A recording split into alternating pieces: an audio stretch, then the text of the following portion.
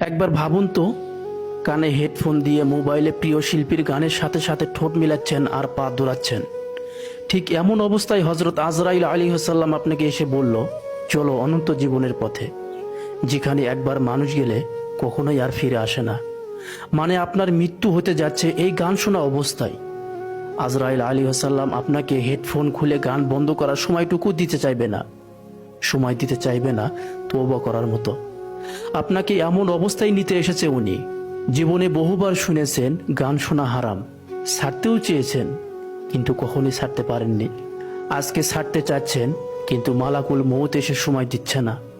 কি অদ্ভুত ব্যাপার, তাই না? জীবনে বহুবার ভেবেছেন গান শোনা ছেড়ে দিবেন, ছেড়েও ছাড়তে পারেননি, কিন্তু আজকে ছাড়তে চাচ্ছেন কিন্তু পারছেন না, কারণ আপনার সময় শেষ। আপনাকে গান শোনা অবস্থায়, একটা হারাম কাজ অবস্থায়, আল্লাহ তাআলার অবাধ্য অবস্থায় যদি আপনার মৃত্যু হয়, একবার ভাবুন তো, এই অবস্থায় মৃত্যু হলে কি হবে?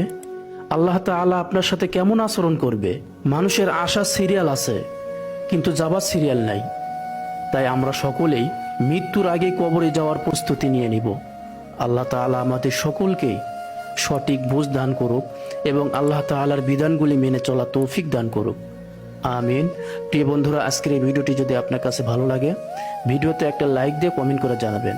আর একটা অনুরোধ, ভিডিওটা একটা শেয়ার করে দিবেন যাতে অন্য ভাই বিষয়গুলো জানতে পারে। দেখা হবে পরবর্তী নতুন কোনো ভিডিওতে। সে পর্যন্ত ভালো থাকুন, সুস্থ থাকুন। আসসালামু আলাইকুম ওয়া রাহমাতুল্লাহি ওয়া বারাকাতুহু।